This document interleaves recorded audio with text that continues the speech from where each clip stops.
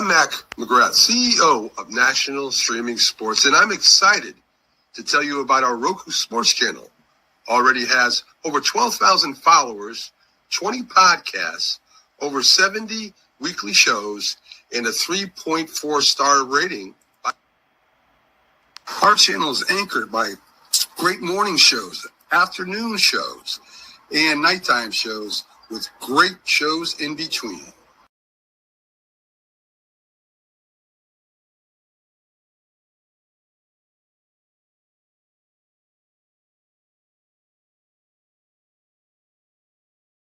How you doing today?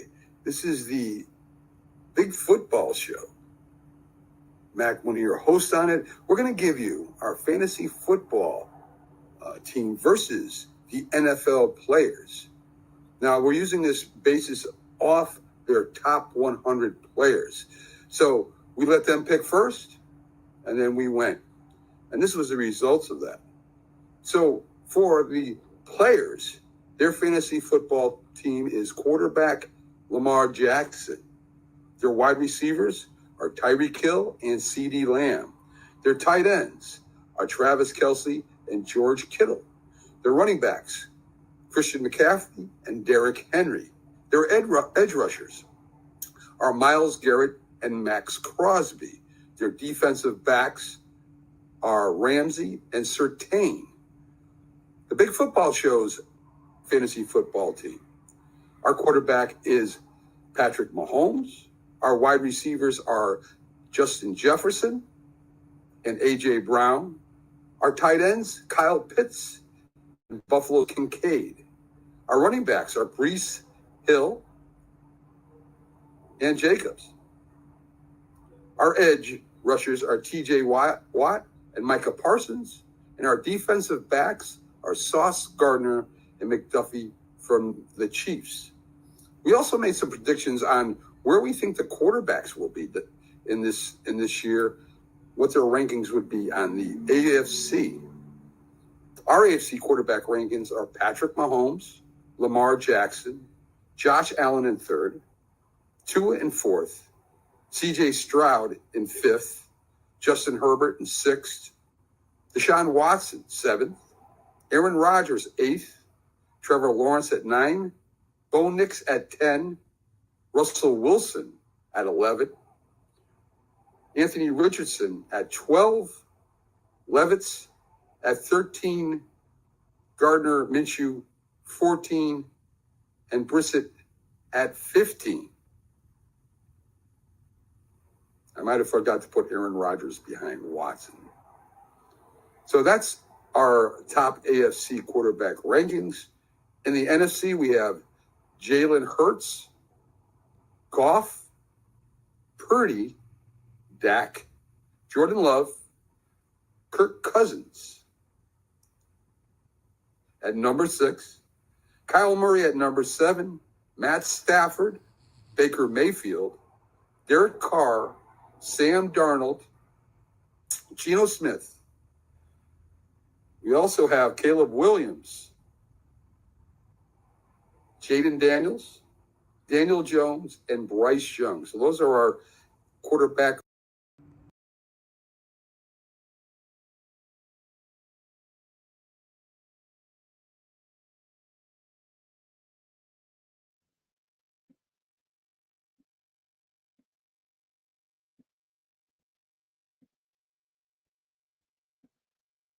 Good morning and welcome to the Sunday Morning Big Sports Show. I had to put that one in because so much has changed since last season, and especially with Derek Carr. Good old Mac, of course, our Mac moment opening up our show today.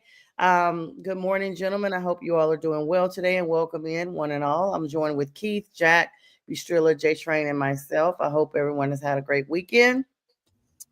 Today is big day, game 7. We'll start that off with the NBA playoffs, y'all. I know everybody's looking forward to that. Last of the Mohicans for the Western Conference semifinals, the Thunder versus the Nuggets. Game 7s are always fun. I love game 7s in every sport, especially hockey and basketball seems to be even better. I'm a big baseball fan, but it seems better than baseball. We've seen the back and forth series here. I think the Nuggets' chances might hinge on the health of Gordon today. Whether he can go or not might make a big difference today. Jokic carries his team on his back, but his supporting cast has been huge here as well. So it's going to be interesting to see. Yeah, of course, you're talking about Gordon possible injury in that last matchup. And so, we always talk about players are playing through injuries regardless, but it's just the severity of them at this point of the game. I mean, even if it's a bruise, it's still some type of injury. I mean, with this type of postseason, they've been playing super aggressive, overcoming huge deficits. I mean, Striller, what do you think? I mean, this is one of the games that a lot of people don't really have a dog in the fight, so to speak, but it is an interesting one nonetheless. Oh, I still like OKC. I know Jokic is just putting up his points as he should because, like I said, he's a walking triple-double anyway. But, I mean, a lot of these games that that they are winning right now is because of the fact that they have other guys stepping up. And that's a big thing for them. So, but it's going to OKC. And if they have any experience, if they've gathered any experience from last season, then they should know they need to come out here and get the job done today. Mm-hmm. Good morning to Brent and Richard. Thank you so much for joining us this morning. That's correct. J-Train, I couldn't agree more. I mean, these guys have to get it done. It's win for real or go home. This is it. This is the grand finale for the series. You're muted.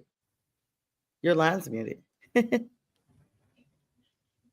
still muted. Still muted.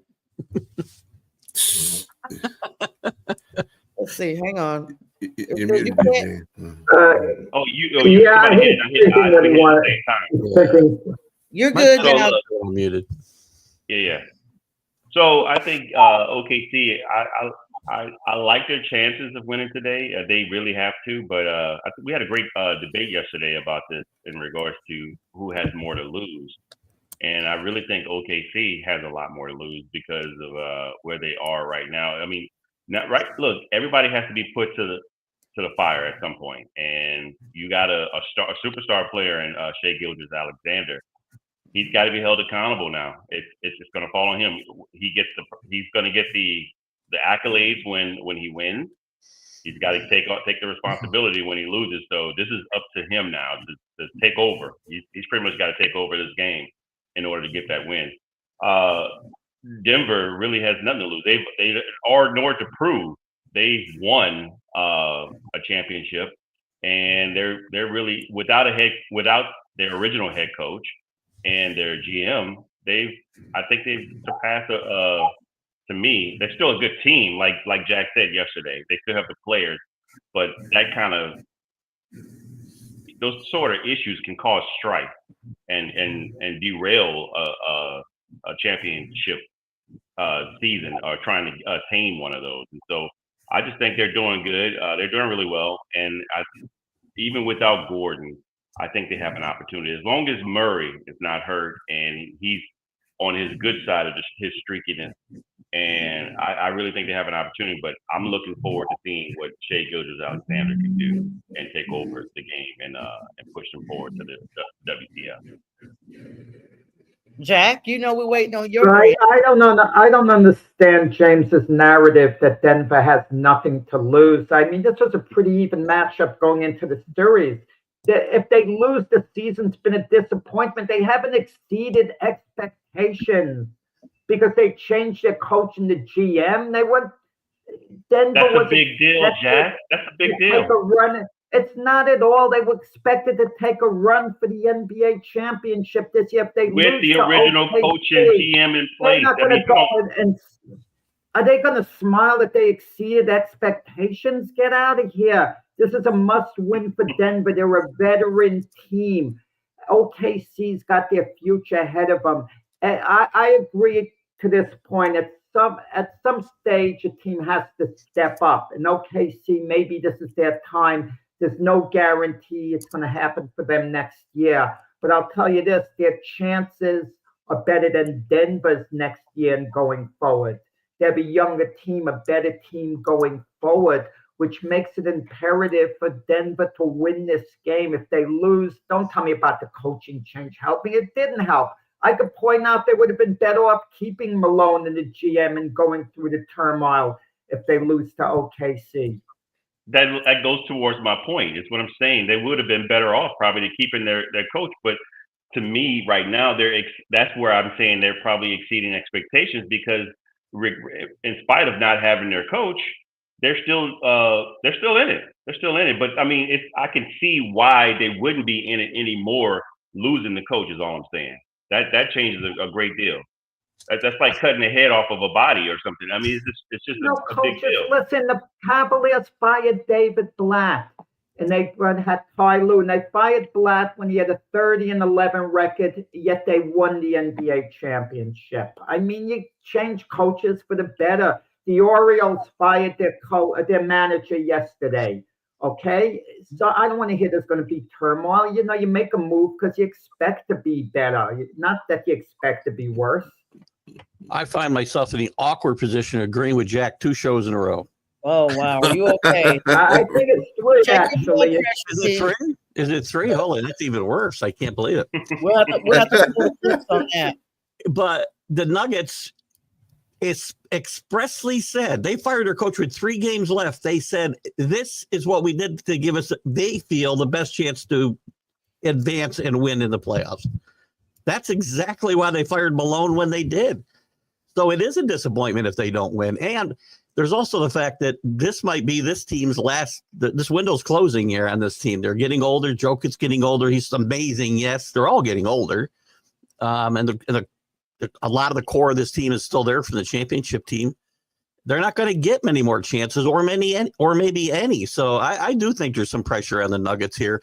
I think the advantage goes to the Thunder because we talked about it Friday, younger, fresher legs, I think, going into Game 7 here. And they're at home, which I know Jack doesn't put a lot of credence in, but I do for 7th game. No, I do. It means a lot to be on your own home court, you know, for one game, for one and done. I think it's going to be a fun game, and I don't think we're going to see a game like we saw in the Knicks and Celtics the other night. I think this will be a close game, and maybe experience wins out, maybe youth wins out. There's a great narrative just there. Youth against age. I always root for the old guys. Sorry. I literally I think we can all agree on that. Sorry. Yeah. No. I literally have said exactly that. It's going to come down to experience versus youth or versus the vets. You know, well, vets is experience versus the youth. Yeah, there you go. The rookie. Can I just say, I think there might be an X factor involved. I don't know everyone's opinion, what it might be. Obviously, SGA and Jokic have to play good games, maybe great games for their respective teams to win. The Russell Westbrook factor. They're playing at OKC. At one point, he was an OKC icon. Is it possible he might try to do too much? And that's either going to help Denver or hurt Denver. He is an X factor because you don't know what you're going to get out of him from game to game. So that, to your point, I think could be a big factor today. And him going back, if it fires him up, you know, he seems to have accepted this role off the bench. I don't know what he's done in this series, quite frankly. I think he's been fairly consistent, nothing exciting, nothing terrible. But he could be a difference today. You might see him step up big. That's a great point. It's an interesting storyline for sure. I mean, he has to step up big. This is, like we said, the finale, and no better time to step up and get your name back out there as the elite player you were or should be or could be or continue to be than to basically step in and save the series at this point. I would agree. And if Gordon doesn't play, he becomes or is limited, which he'll probably be limited. Then Westbrook becomes much more important, I think, too. So. And I want to ask. Westbrook's on an injury. Westbrook's on an injury report too with a hand problem. So yeah, that's what I was going to mention next. Speaking of hamstring injuries, I just want to put this question in here.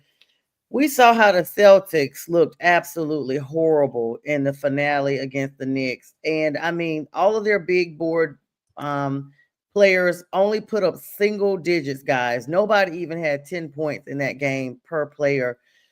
this was not just a shutout. Do you think that this either there was something going on? Maybe, I don't know, Chris Corsingas basically got the entire line sick with whatever viral infection he had, or this was just a team that just could not withstand the defense of the Knicks, or had they just resigned at this point? I mean, this was shocking. I feel like they might have expended everything they had left in game 5 to extend it here and get back to New York. That's the way I felt after that game, and the way this game got started. It got out of hand. Well, first quarter wasn't too bad, but the second quarter, this game really got out of hand. And this team's going along. I'm sorry. I know a lot of guys love the coach from the Celtics. To me, this is a team going along without a coach. They make zero adjustments. None. They play the same game, whether their starters are playing well, whether they're hurt. I just don't understand. I'm not sure. I wouldn't be looking to make. Well, there's going to be big changes, I think, in Boston anyway because of contracts, new ownership. I would think, and his name is escaping. What's it? Mazzulla. Keith, he made a move, but he did make Keith. He took out Al Horford for Luke Kennett in Game 5, and that worked big time. So he did make a move, somewhat of a gutsy move. You got to substitute guys. I mean, as far as gameplay though, and strategy, it's the same every game. There is no strategy. I mean, yeah, you got to make the right moves off the bench. I get it, but I really think Joe Mazzulla might be, and he'll probably get a job right away if you were to get let go. But no ownership. Just because he won a championship last year, I wouldn't think Joe Mazzulla is safe in this offseason. I would agree with that. I would say this kind of reminds me of like the Jimmy Johnson, Barry Switzer situation. Yeah. To me, Ime Udoka was the real coach there. And in spite of what you think of him, in spite of what are the transgressions with anybody in the company, on the court, he was the best coach, and he tells you that in Houston, unless you know that. And so we'll see what happens with him. I just think that he took over. They have an excellent roster, and like they were able to win the championships. And like B. Striller would say, they live and die by the three. And so that's one of the things that kind of caught up with him, and the unfortunate injury to Jason Tatum as well. So let me get this straight. They win an NBA championship, and they follow up with 61 wins in the regular season. And Keith Engel and J Train want them out fired. But Thriller, I hope you don't make it unanimous. What do you think? We didn't say we want him out. We're just making a point as to the possibility of them letting him go. New ownership. You're putting him on notice. If you're the owners, you're putting him on notice. I think he's in trouble, not on notice. I think he's in trouble. That's what I think.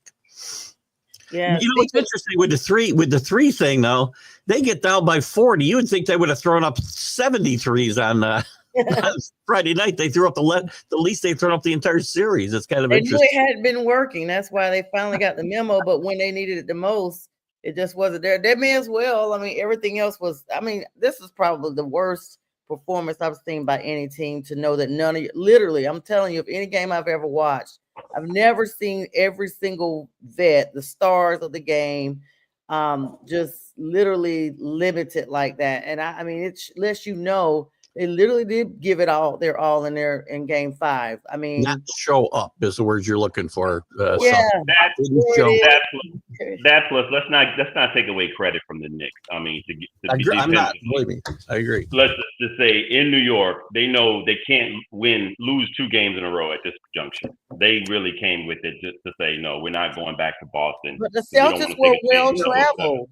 They were a well-traveled team on the road, that's though. What I'm saying. Yeah, I get it. Yeah, but at the same time, if you're New York, you don't want to go back and lose the potential of losing 3 in a row.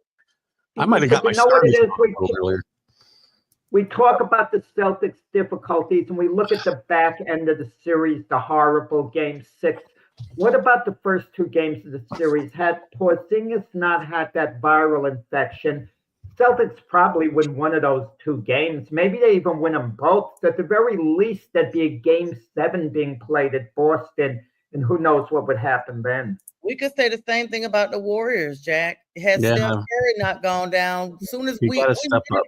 Yeah, we literally all said it. As soon as the verdict came out, well, not the verdict, but the ruling came out, the decision not to play him, to rest him for 4 games, we were like, y'all, that's the series right there for them.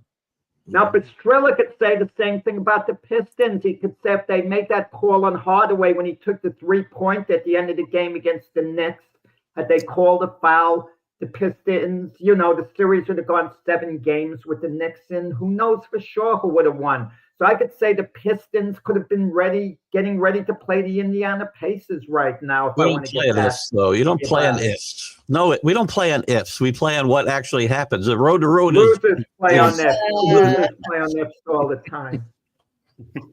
I mean, wow. Yeah, but I just had to pose that question. Speaking of, Jack broke some news on something else I want to talk to you guys about. So on yesterday, Brandon Hyde, the Baltimore Orioles manager, was released due to the team's disappointing start to this season. They started with a 15-28 record at the time of his dismissal, which was a significant step back after 2 successful seasons that he had. Of course, they've now appointed Tony Monsalino as their interim head coach, who was the original third base coach for the team. And I mean, he had overseen and rebuilt and led this team to a 101 win season, you all, and an AL East title just in 2023 that earned him the title AL Manager of the Year honors, 91 win season, and a Wildcat berth in last season, 2024. And the fact that they just are starting, there's a lot of baseball still left to be played, but it's just literally the what have you done for me lately? That's what you guys just talked about. It's not about, we could talk about the Missoula situation. Yeah, you won last year, and you got all the way to the finals, but we're no longer seeing the team go in the projection that we had hoped. General Manager Mike Elias stated that the poor start was ultimately to his responsibility as head of baseball operations, and that it was basically difficult to make this type of decision and go on a different course. They talked about the team struggles with underwhelming performances in all of their matchups across the board, with the offense and the pitching both struggling. Guys, I mean, I was kind of shocked about this one. He should have fired himself, not for the manager. Hyde's not a good. This is a classic case. You can't fire 25 guys. You got to fire somebody. The manager gets fired. But ownership has done nothing to make this team better. The last 2 years, they let Corbin Burns walk away for nothing. They could have signed Corbin Burns. They've got new ownership. They've got new money in the situation here. We've had 3 firings in the last 3 weeks, and they're very similar in the sense that ownership is not supporting the general manager and the managers in these situations and letting them go out and improve these rosters. Brandon, they let Anthony Santana go too.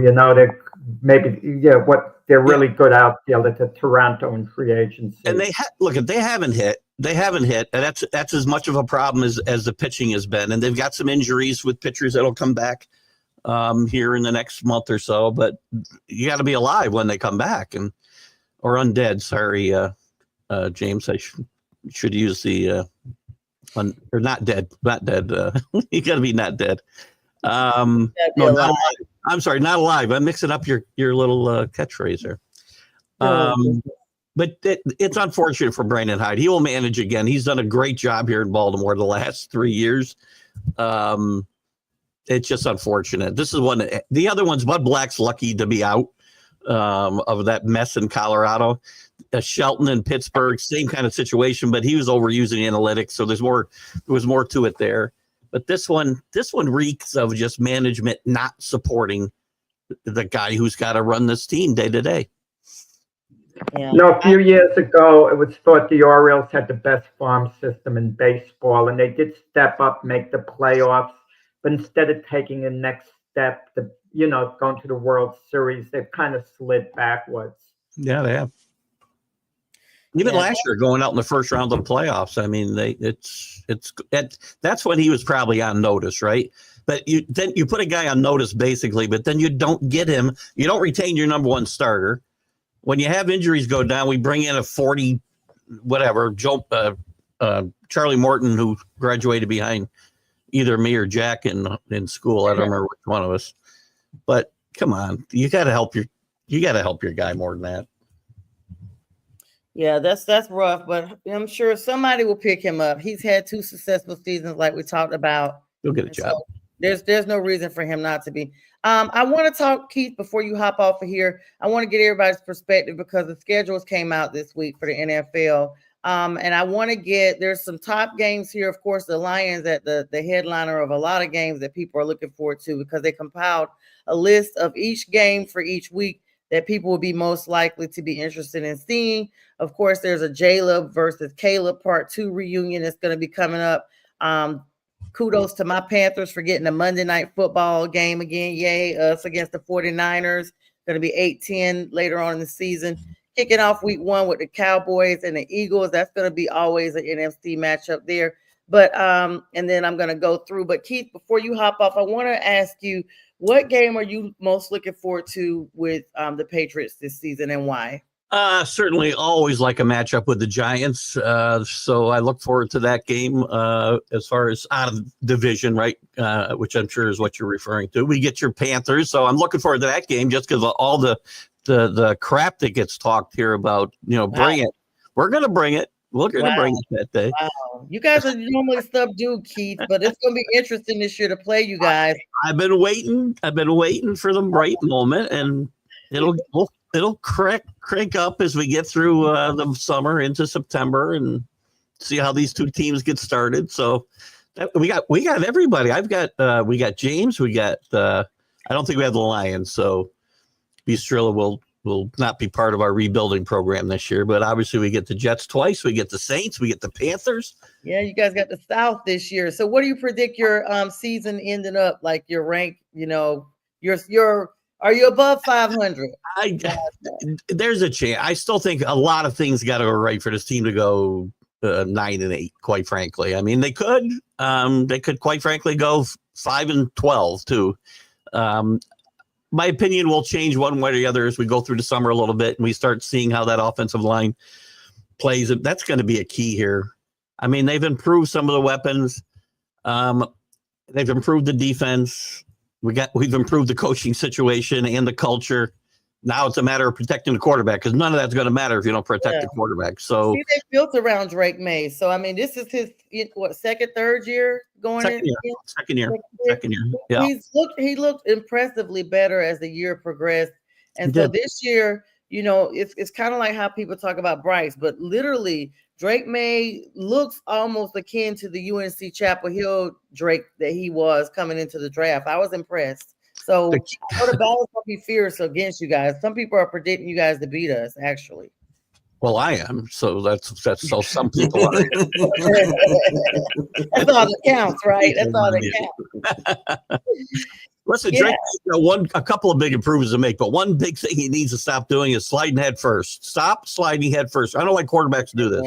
That's I rough. don't understand why they do this. Oh, he's trying to do Tua, huh? He's trying to be a Tua. And he does too many of that. Too much. He's kind of eased up on it later in the year, but he had a concussion early in the year, and I'm surprised he probably had more than one, quite frankly. But big improvement. I'm really interested to see what happens with the offensive line here.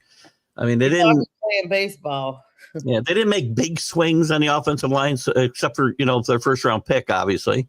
Mm-hmm. But they made some small, hopefully incremental improvements, and sometimes it doesn't take much. I mean, he can move around, so you don't have to, give him 10 seconds in the pocket.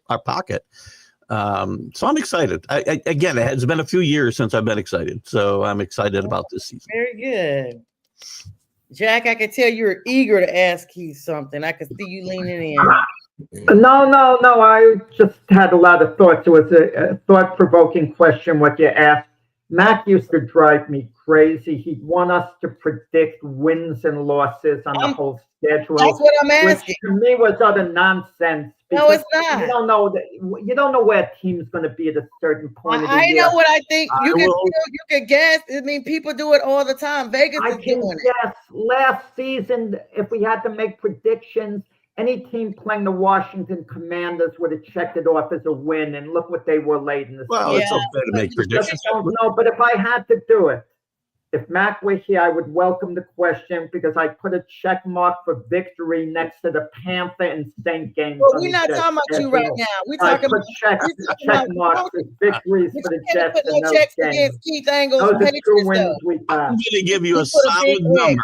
I'll give you a solid number by the time we get to Labor Day. I promise you that. Thank you, Keith. We appreciate you. Keith Engel, everybody. We know he's got to hop off and going over to his Stream of Consciousness show every morning, 8:30 a.m. Eastern Standard Time. Keith, have a great one. We'll see you on Wednesday. Enjoy your Sunday, guys. Thank you. Perfect segue there. Jack, since you are literally 3D at this point, popping out of the screen at me about your raggedy jets, please tell us what's so important. Bye-bye, Keith. I'll try to listen to the end of that comment before I go. You tell us what is so important that you just could not hold yourself against this quarterback fiasco that you have. That you're so ready to go. Well, I'm going to have Pastrilla as a character witness here because we got Aaron Glenn as our head coach. So Pastrilla, well, I'm sure will have my back because he's an Aaron Glenn guy, I believe. He got you back in the raggedy jet. Because Aaron Glenn is years with the Lions. Look how he's coming in begging. He's begging for co-signers. You're begging for co-signers before you even tell me what I want to know. You don't need no what do you want to know? Jack. Okay, you want to know what I'm looking forward to most? Jerry Jones at MetLife Stadium when the Cowboys come in, sitting in the booth, making his presence felt. How's that for storyline? That's great. And think you guys are gonna? So you're playing the South this year, and you're also playing the Patriots. You don't play the Lions. Bistrilla will probably grab them next season. What is your prediction? I'm not gonna make you do wins loss because you've already given us the preamble. No, I'm gonna tell you around where the Jets are gonna be this year, approximately. It's not a final prediction that could change.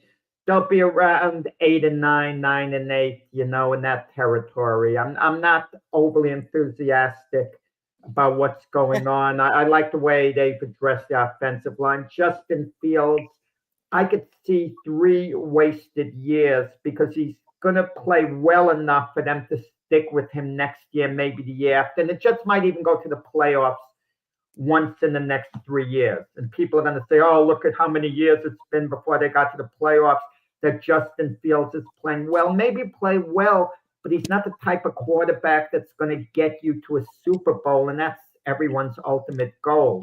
And there's a reason Justin Fields, that Steelers moved on from them. They don't have a quarterback. They could have had Justin Fields quarterbacking the team. I mean, I trust Mike Tomlin's judgment. Mm-hmm.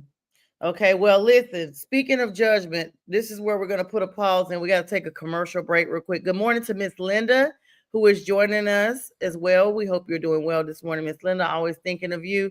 We got to take a 1 minute, 30-second break. And when we come back, we're going to wrap up with Jack's comment on that.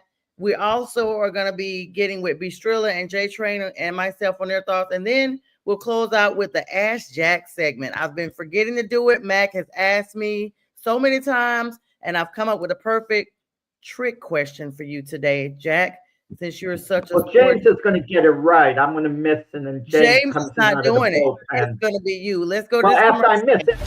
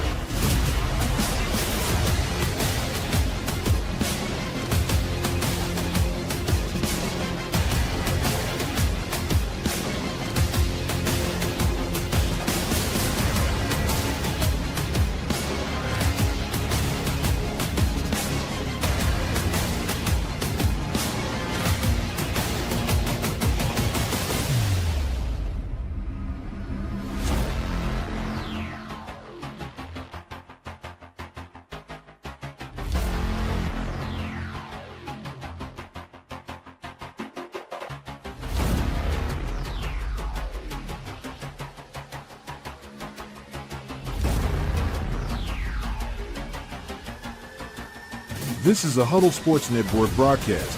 You can find us on Roku TV, Amazon Fire TV, Facebook, and of course YouTube. Get all your NFL news here first. And welcome back. I have My nice little friend here with us today, Lawson. He wants to tell Uncle B. Strilla thanks for his Amara St. Brown jersey that B. Strilla sent him on yesterday. So he is now a happy camper. And he just wants to say good morning and show off his jersey. Thank you again, B. Strilla. Uncle B, very nice gift there. All right, so guys, we're back. This is the second half of our show. Jack, had you wrapped up everything you want to tell us about these pets? Yeah, basically, no, I think people outside of New York aren't as interested in the Jets as they were the last couple of years when Aaron Rodgers was there. The Jets are not the current hot ticket in the NFL. They were when Rodgers entered. Oh, Now he Jack, exited, so it's not the same. Jack, you're resigning. Look at that. Okay, that's a No, great no, segue. I'm being a realist. It's about entertainment. People interested, believe it or not, in the Cleveland Browns because of Shador Sanders. They're a hot ticket because of him. Strilla, what do you think about your Lions? I mean, you guys almost went all the way, and you have a very tough schedule this season because of all of your good things going forward. I mean, your good record. I mean, everything was pretty solid. Now, you guys did get rid of your DC and OC, so is that going to be a big void coming in for you guys next season? Not as much as everybody keeps making it to be. Oh, You got to remember, our DC was playing. Was coaching behind the AG, so he knows the defense. He's just going to make some.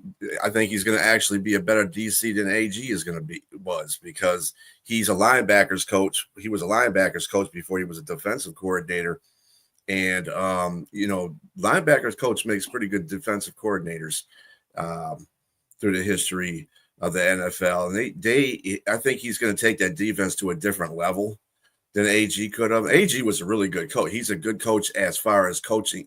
That's why he's got a head coaching job. That's what he is. He's a good head coach, not exactly the greatest defensive coordinator in the world. As far as our offensive coordinator is concerned, he was the guy that actually taught Ben Johnson the offense. So that's a wash. He's not going to be doing the trick plays like Ben Johnson is, obviously. Yeah. That's something Ben Johnson added onto the wrinkle of the offense, but that's okay. I mean, we still got the players. No, we haven't lost anybody, so it's not like the offense is still there. They're still playing at a high performance level. It's Goff's just got to get his stuff together, and like I said, it's I see them going 11-6 or 12-5 in that division. So okay, very good, very good. What game are you? I'm sorry, Jack. What game are you most looking forward to seeing? Philadelphia. Okay, I could see why.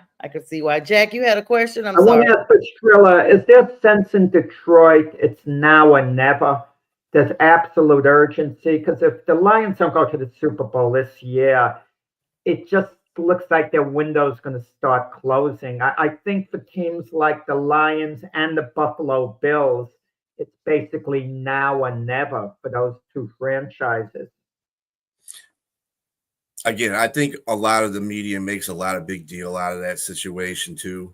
I don't think the Lions have over the last 4 years have given any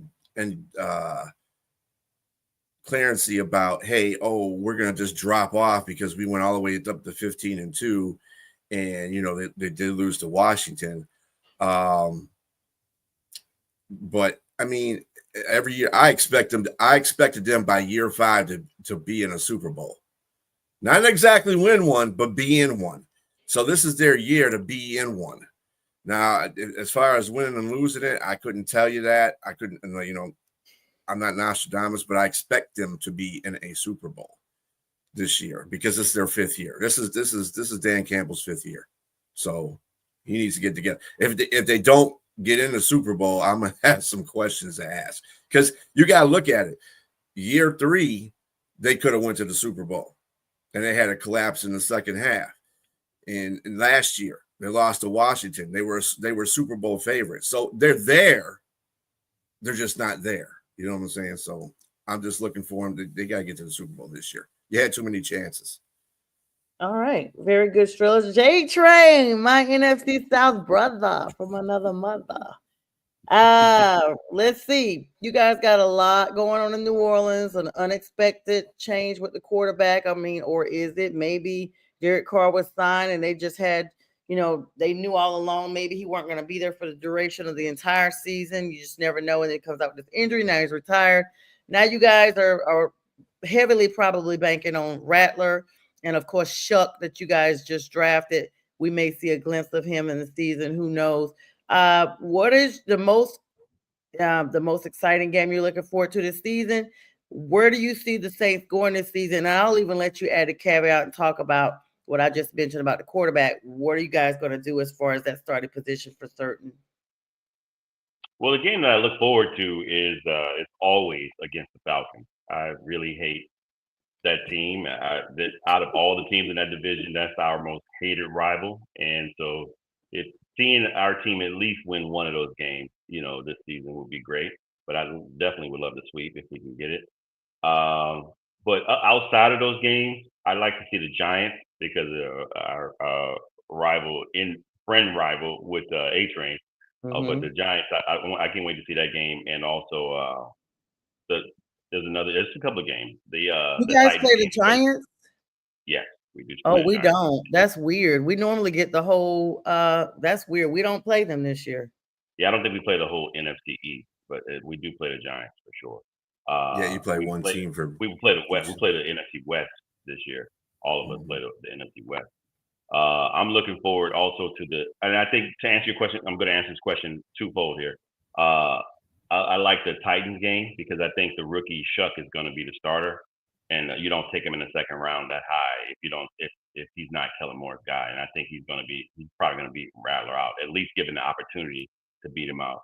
Rattler, I like Rattler, and I think he has an opportunity to be a really good quarterback, but I don't think he's Kellen Moore's guy. So the guy with the leg up is Tyler Shuck, and so he'll probably be the starter. And I want to see him face off against Cam Ward.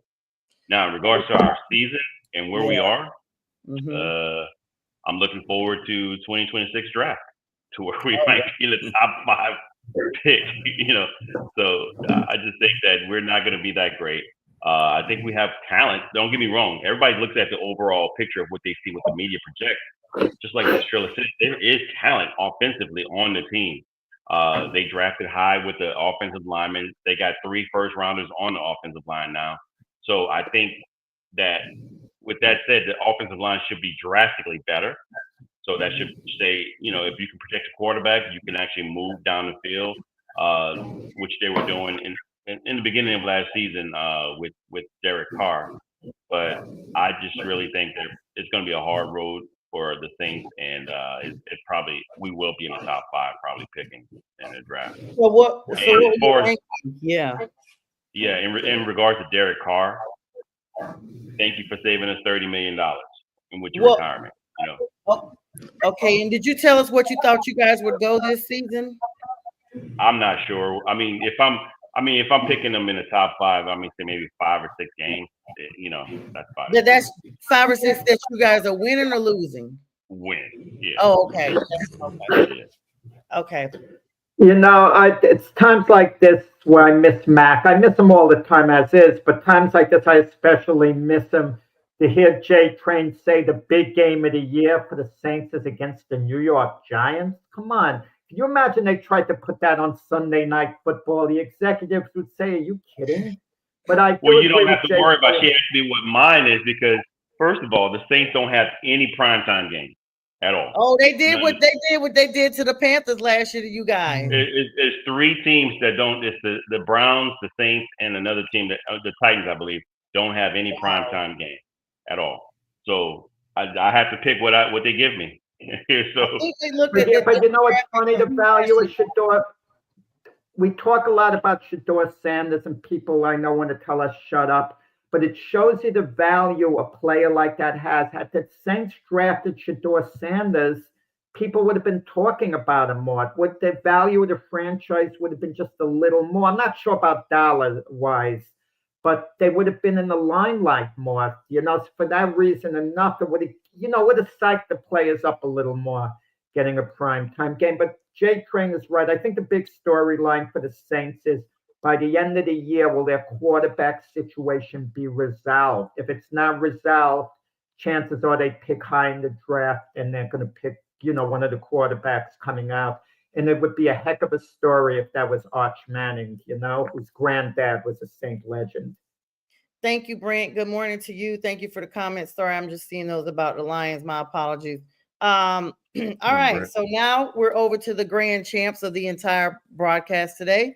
My Carolina Panthers. Excuse me. My Carolina Panthers. I couldn't even say it without coughing because I guess I wasn't right. But anyway, nonetheless, the most exciting game that I'm looking forward to. I'm always looking forward to playing Atlanta, always, because I live here and I'm like J Train. I can't stand them. Like, I hope we sweep off. Sorry, J Train. I hope we sweep the whole South this season, especially the Tampa Bay Bucks. Now they've been getting a little rowdy in the mouth. But really, my favorite game that I'm looking forward to is courtesy of this broadcast network. And it is none other than Jack's Jets. I cannot wait to play them because we actually are playing the AFC East. We don't have the NFC. We only have San Francisco from there. And I think maybe the Rams, but everybody else is from Jack's division. And so we're playing the Dolphins. We're playing Jack. We're playing a whole bunch of people. Nonetheless, I'm looking forward to playing Jack so I can finally silence all these stabs that he's been taking at the Panthers. Let me tell you the reason why. Because first of all, we really accelerated our picks in this draft. And I mean, we literally just blossomed everybody around Bryce. We gave him formidable pieces that should just accentuate how he left off playing last season. Everybody can agree that Bryce looked very, very solid at the end of the season. He was ranked as the number 1 out of 32 quarterbacks a couple of weeks, week 10 being one of them last season as far as performance. And the fact that, there was a couple of games that we feel like we should have won, that we had questionable calls, that showed a lot about how Bryce is playing. So now they bring in T-Mac, who already knew Bryce. Everybody's talking about T-Mac. They're talking about, of course, Horn coming in there. And the fact that we got also Nick Scorton. I mean, we got solid draft picks, not just for this season, but for years to come. So with that prediction in mind, I'm predicting that my Panthers will go no less than 10-7. Now, I have visibly looked and went through the schedule with a non-Panther fan on air, and I had them losing 4 games. But to be a little more fair, I will go with the 10-7 recommendation that was given by another panelist from this panel this morning on their specific show. But nonetheless, if we go 10-7, we will not only win the trashy South, okay, but we will be going into the playoffs, which is where we belong, and we're back top tier. So, Jack, we'll see you when we see you. Yeah, I'm not worried about it right now, but I will admit the Panthers are improving, but there's a little caution. If Bryce Young created an illusion at the end of the season, then the Panthers are in trouble. Because if he's the quarterback he was earlier before that, and you see the improvement didn't take place after all, and you have Andy Dalton lining up behind How many times have you seen quarterbacks regress significantly after they ever? It happens. That sometimes, they step up a few games and they appear better than they actually are. Like in the case of a Jimmy Garoppolo, who's taken teams far, don't get me wrong, but they're not really as good as made out to be. I even question with the Lions, Jared Goff, is he as good as made out to be? I mean, he's a capable quarterback. He's a good quarterback, but is he an exceptional quarterback? Along the lines, anywhere close to Lamar Jackson and Josh Allen? Is he anywhere close to that? I question that. There's a difference between being a competent quarterback who can run an offense and being a quarterback who could truly make an impact. I mean, do you question Jared Goff is just there with the Lions? Yeah. You're just trying to find a target to hit this morning. No, I don't mean to be funny with the Jared Goff. He's a good quarterback. I maybe shouldn't have detoured. But listen, I was critical of Justin Fields, my Jets quarterback. And that's what y'all got. So what do you think y'all gonna do with him? He's not a baller like that. He's just taking a temporary stopover in Jetland. No, it's not a temporary stopover. They didn't draft a quarterback at all. They would have taken a fly on one of them later on. They want Justin Fields to feel he's the guy, and that's it. and they're going to see whether he can handle it or not. But he's Oh, the wow. Jet starter going forward. No ifs or buts about it. Well, like I said, make sure you keep that same energy the Sunday after. Well, you know what? I'll see you several times during the week, but the Sunday after the Jets and Panthers game, I cannot wait to serve you some humble pie because you have been gunning for them since I got on this. Everyone to listen. You know, Jets appealing. They'll be good. Jamal Adams wants to come back to the Jets. Did you hear? Mm-hmm. He feels he handles things right. I don't know what you all feel about that. I'm not enthusiastic about it. I didn't like the way he left it all. Right. Y'all, that means desperation. That's what it screams. If you guys take him back, it screams desperation because the way things happened when he left, very unprofessional, just not the look of what you would think about somebody that really wants to play in the NFL. I say it all the time. There's thousands of young men out there that are equally or maybe a little less talented than some of the draft picks that are waiting on their opportunity that would be more grateful than some of these players that have gotten into the league. And that's a prime example.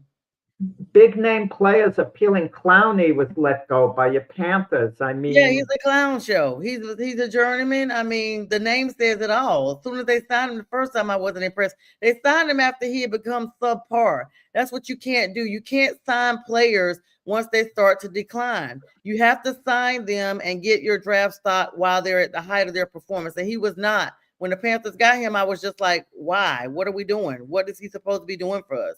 And true to form, I mean, I may have seen one or two trick plays out of him that equaled something, and I wasn't that impressed.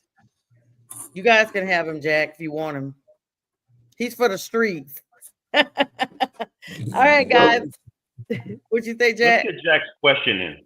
Yeah, I was just about to get to that. I was literally, but Jack keeps wanting to defend these Jets, so I want to give him all the room he needs.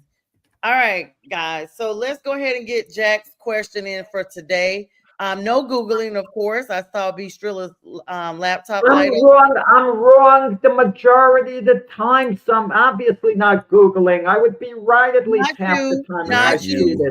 This is for any of your people that want to give you a lifeline, okay? Listen to the question. And I don't have the theme song that Mac does. I'll get it next time for you. Matter of fact, I do have some music for you. I'll get it while you're thinking over it. And no talking through it. We don't need a dialogue of, well, I know it's not this. I gotta look good. I gotta kind of look good while I'm losing. You know? All right, here we go. All right, so this is the Shannon Sharp music, as you guys remember from Shannon Sharp's little fiasco here. All right, this is an NBA related question. When was the first NBA game? What year was the first NBA game played? What year? I'm just estimating. I'm thinking back to the days of George Mikan and before. I'm just guessing 1943. That's a very good guess, Jack, but it is incorrect. Anybody else have a guess? I thought Jack would get that. I know. It's not the first NBA game. I mean, the NBA was so irrelevant for a while. I'll say 47. You're saying 47? Okay. The first NBA game. You ready, Be Strilla, for a guess? I'd say 1932. All right. Bonk, bonk, and bonk. Everyone is incorrect. J-Train was the closest. The first NBA game was played on November 1st, 1946.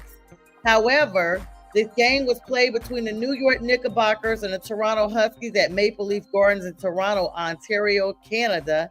At the time, the league was known as the Basketball Association of America, BAAA, and the BAA later merged with the NBL, National Basketball League, in 1949. So 1946 or 49 would have been correct to form the NBA. The NBA recognizes the BAA's history as it's on. So Good question there. Good guesses from everybody. Jack, at least you were in the right era.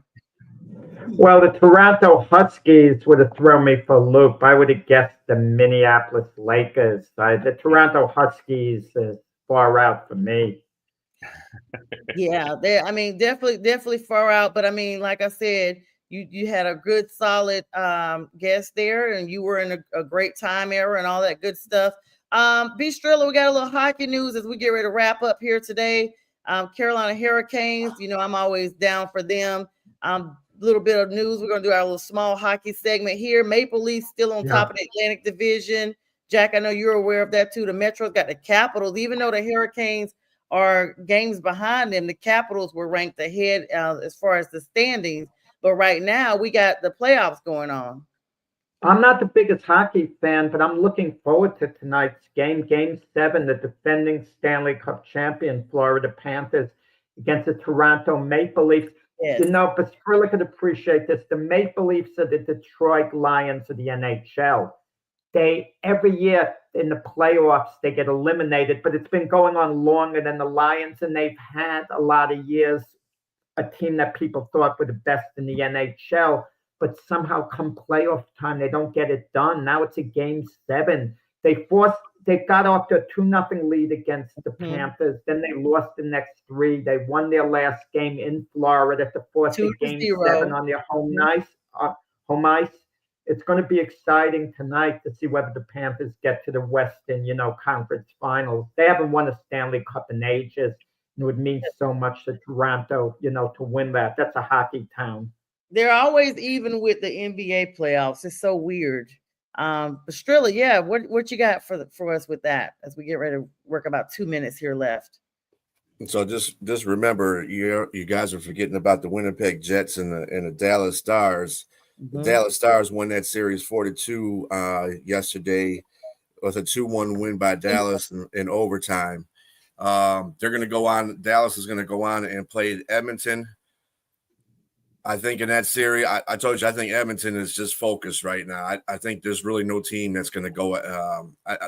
I'm comparing Edmonton to the Indiana Pacers right now. They're focused. They got themselves off the snide. They're focused. They're ready to go. The problem is, just like with Indiana, their coach is somebody that, can't quite past that playoff hump.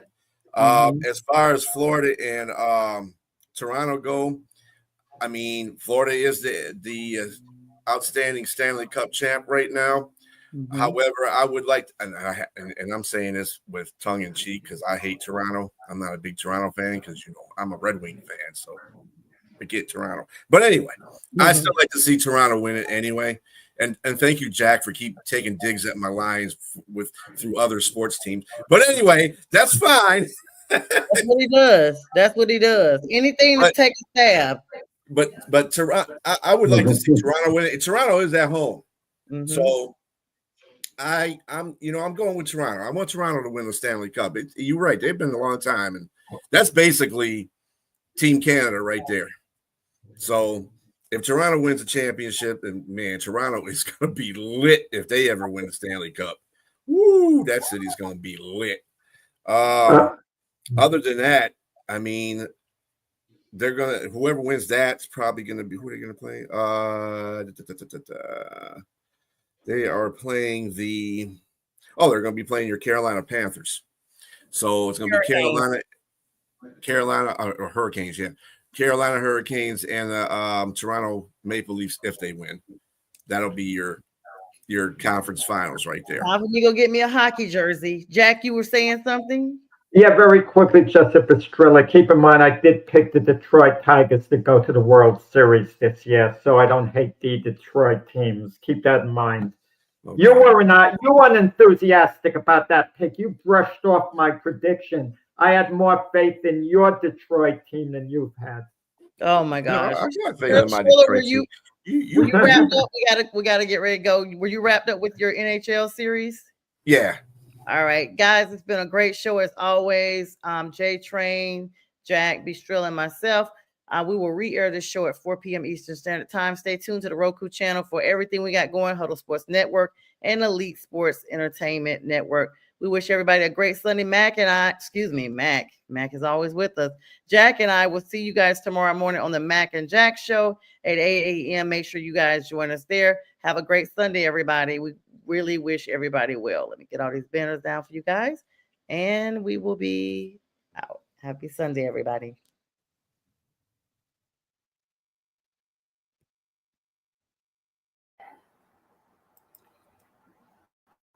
You're watching National Streaming Sports. Over 20 podcasts, 70 shows, and a 3.5-star rating on Roku TV.